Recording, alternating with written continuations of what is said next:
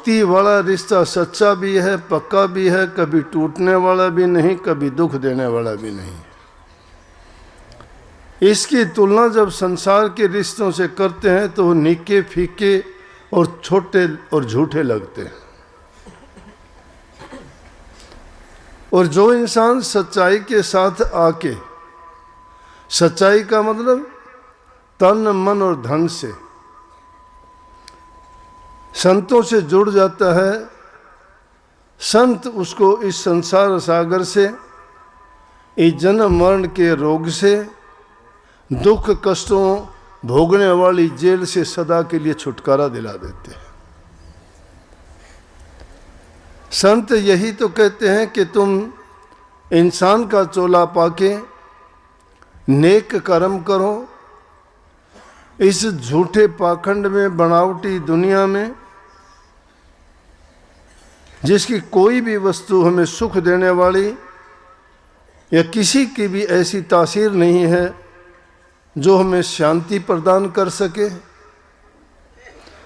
और उन वस्तुओं के लिए हम पूरा जीवन भागते फिरते हैं, उनके लिए अनेकों पाप कर्म कर जाते हैं, झूठ कपट बेईमानी सीखते हैं, दूसरे इंसानों का दिल दुखाते हैं, उनको पीड़ा देते हैं अपने सुख के लिए, अपनी खुशी के लिए। और वो खुशी भी कैसी? चंद रोज की, चंद मिनटों की, कुछ समय के लिए। सिर सदा सुख देने वाली, शांति देने वाली, निर्लेप निष्कपट है वो हमारे हृदय को शुद्ध और पवित्र बनाती है। शुद्ध और हृदय पवित्र ही हमारे मालिक को, प्रभु को पसंद है। उस शुद्धता और पवित्रता के लिए संत नाम देते हैं, नाम की बख्शीश करते हैं। उसको संतों ने हरि रस नाम, रस का नाम दिया है। कबीर साहब ने बहुत कुछ लिखा है, हरि रस ऐसा रे जिसके पिए से अमर हो जाए, अमर हो जाए। अमर हो जाने का मतलब जन्म मरण से छूट जाना, कभी मरना नहीं। आप कहोगे लेकिन मरते चले गए, बड़े बड़े संत जो नाम के देने वाले थे वो भी मरते गए, लेकिन वो मरे नहीं, वो अमर हो गए। अमर होने का मतलब उनका बीज का नाश कर दिया, दोबारा पैदा नहीं होंगे वो।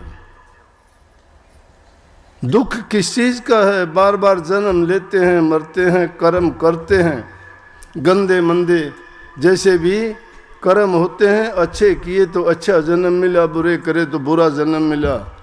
लेकिन प्रभु की भक्ति करी तो जन्म मरण का सिलसिला ही खत्म जब हो गया, तो अमर होना है कि ना जन्म लेंगे ना मरेंगे।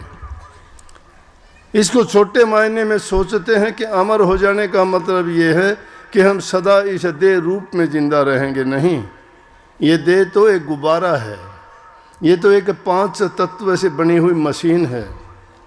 इसमें बोलने वाला तोता प्रभु की दी हुई रूह आत्मा है, वो उसकी अंश है। ये जर्जर हो जाता है, वो छोड़ के चली जाती है, लेकिन इसमें रहते हुए जो कर्म कमाते हैं वो कर्म फल हम बनाते हैं। ये शरीर अमर नहीं होता, 5 तत्व और 3 गुण से निर्मित है। वो 5 तत्व अलग अलग बिखर जाते हैं जब समय आता है। लिखते हैं रोजाना, सुनते पढ़ते भी हो, किसी के जाने के बाद भी कहते हो, अखबार में निकलवाते हो, कार्ड छपवाते हो, कहते हैं कि वो 5 तत्व में विलीन हो गया। 5 तत्व मिट्टी, जल, अग्नि, वायु, आकाश हैं, और उनके सब के मेल से हमारा शरीर बना है। वो सारे के सारे जब इसमें से वो रूह निकल जाती है तो ये तत्व अपने आप में हवा हवा में मिल जाती है, मिट्टी मिट्टी में मिल जाती है, और वो सब के सब जाके आकाश में समा जाते हैं। के लिए दुनिया में मुसाफिर बन बन के आती है। मुसाफिर क्यों कहा गया? कि मुसाफिर कभी ठहरता नहीं है, कुछ दिन के लिए आता है, जाता है, चला जाता है। एक शायर ने लिखा है, जिंदगी ये आदमी मानंद मुर्ग खुशनुमा, बैठा किसी डाल पर चहचहाया और उड़ गया। यही जीवन की कथा है इंसान की। ये एक उस पक्षी की भांति है, मानंद मुर्गमुस, एक पक्षी की भांति है। ये किसी पेड़ की डाल पर कुछ समय के लिए बैठता है, चहचहाता है। दुनिया में हम वही तो करते हैं, क्या नई बात है, ऐसा ही करते हैं और फिर छोड़ के चले जाते हैं, उड़ जाते हैं। ये कहानी है हमारी, लेकिन फिर भी समझते नहीं हैं। दुनिया में रहते हुए मेरा मेरी आपा धापी माया के खेल में, काल की जेड़ में ऐसे उलझे हैं कि हमारी बुद्धि को हर लिया भूल जाते हैं। बड़ी ठगनी है माया, लूट लेती है सबको। बड़े बड़ों को ठगया इसने, राजे महाराजाओं को, फकीरों को, तपधारियों को। भटक जाते हैं करने वाले भी। हमारी औकात ही क्या है? संतों की बात समझने में बड़ा समय लगता है। वो हमारे जैसे ही नजर आते हैं। शेर था, धनवान था। धनवान को असली धन वाला तो वो है जिसने नाम भक्ति की है, क्योंकि नाम रूपी भक्ति जो करता है, उस धन को जो कमाता है, उसको कोई भी न ठग सकता, न चोर सकता, न बांट सकता, न छीन सकता, ना कोई हिस्सेदारी कर सकता, कोई कुछ नहीं। वो उसी के लिए है। वो कमाई की हुई उस जीव के साथ है, वही फलदायक है, वही लाभकारी है, वही गुणकारी है, वही उसके लिए हित है। बाकी तो जीवन थोथा है। सेठ रोजाना जाता, मार्केट से गुजरता, सब कहते राम राम सेठ। बोला कह देंगे। बोले राम राम सेठ। बोला कह दे, बता देंगे। अरे सेठ हम तो राम राम करते हैं, कह देंगे, बता देंगे, कह देंगे। क्या बात ये? एक दिन एक ने हिम्मत करके पूछ लिया, नहीं तो किसकी हिम्मत कोई पूछ ले। बहुत पैसे वाला था। एक आदमी ने एक दिन हिम्मत करके कहने लगे, सेठ जी क्या करूं, पीछे से तो सब बात करते हैं, लेकिन मैं आज हिम्मत करके आपसे पूछना चाहता हूं। बोले बोलो क्या बात है। बोले पूछना ये चाहता हूं, आप ये बताओ मुझे कि हम तो राम राम करते हैं, आप कह देते हो कि कह देंगे, बता दूंगा। आप बताओ और कह किसको दोगे? राम राम तो हम आपसे करते हैं, आपको राम राम कहनी चाहिए, राम राम लेनी चाहिए। बदले में आप कहते हो कि कह देंगे, बता देंगे। बोला घर आ जाना, वहां समझाऊंगा। एक दिन टाइम निकाल के घर गया वो। बोला सेठ जी आपने कहा था आज बताओ मुझे वो। बोले रुक। सेठ गया, जाके तजूरी खोली और तजूरी खोल के बोला यहाँ। बोला ये देख। बोला देख लिया, वो तो हमें पता ही है, बहुत धन है आपके पास। मैं धन नहीं, मैं पूछने ये आया हूँ। आप कहते हो बता देंगे। नहीं, अरे इसको तो भी बताना है। मेरे को कौन पूछता है, इसको पूछते हो। मेरे पास पैसे नहीं होते, तुम पास भी नहीं बैठने देते, इसलिए मुझे राम राम करते हो। मेरे पास ये है, राम को याद नहीं करते। अगर सच्चाई तो ये है कि राम को याद करते तो ये तो मिट्टी है, इसकी ज़रूरत ही नहीं पड़ती। लेकिन मैं समझता हूँ इस बात को, जब नहीं था मुझे कोई पूछता भी नहीं था। आज सेठ कह के राम राम करते हैं मुझे। देख ले भाई, मैं कहता हूँ बता दूंगा उसको, जाके बता दिया तुम्हें कि तुम्हें बहुत याद करते हैं लोग। इसलिए इसे माया के पुजारी हैं हम दुनिया में, गुण के ग्राहक नहीं हैं हम। संत हमें वो गुण देते हैं कि जिसको प्राप्त कर ले उसको कहा है कि हरि रस ऐसा रहे जिसके पिए से अमर हो जाए। और कैसा है वो कि उसके पीने से तो ऐसा है कि आगे आगे धों लगी पीछे हरियल हो। जिस प्रकार से जंगल में कहीं आग लगा दे, सब कुछ जलता हुआ चला जाएगा। एक तरफ से जलता हुआ तो जाता है, लेकिन कुछ समय के बाद में देखोगे वो वहां पे हरियाली भी होती है।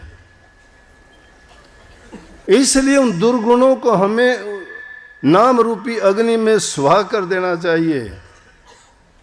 सच्चे सुरखुरी जो बन के चलते हैं, वहां नाम रूपी दौलत अपने आप पैदा होती चली जाती है। जिसके हृदय से पाप कपट निकलते चले जाते हैं, उसमें सद्गुण आ जाते हैं, सच्चाई आ जाती है, प्यार आ जाता है, संतोष आ जाता है। लेकिन कहने में आसान लगता है, करने में बड़ा कठिन है। कठिन किस लिए है कि 2 घोड़ों की असवारी है हमारे लिए। ये तो संतों की कृपा है हम पर, संतों ने ये रास्ता खोल दिया।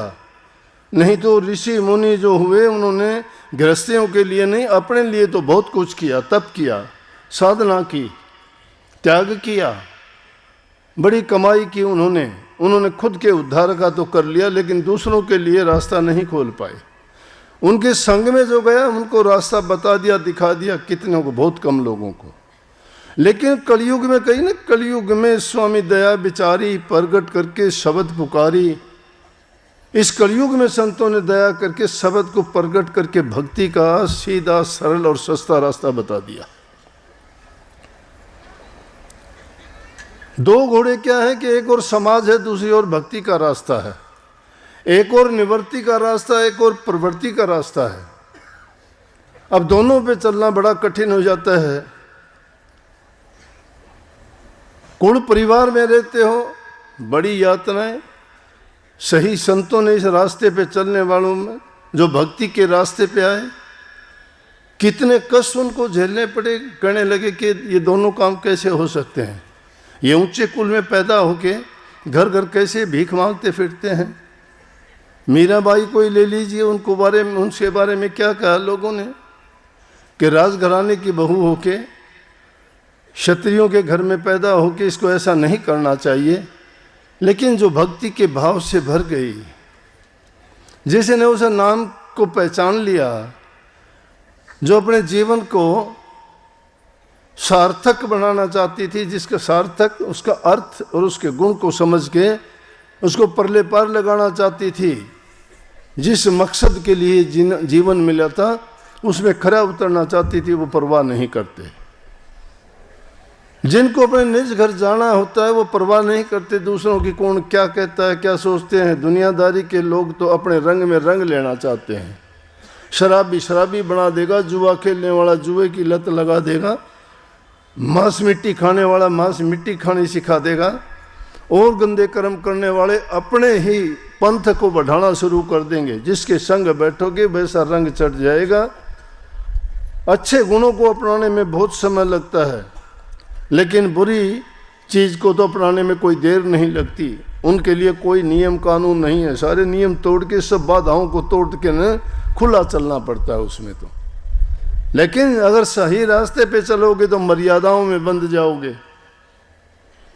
सबकी गंदी मंदी बातें सुननी पड़ेंगी, बर्दाश्त करना पड़ेगा, बहुत ज़्यादा मिट्टी की तरह बन जाना पड़ेगा। जैसे संतों का जीवन ऐसा बता दिया कि खोद खाद धरती से है, काट बाड़ बन रहा, कटु वचन तो सज्जन शहर और से सहा नहीं जा।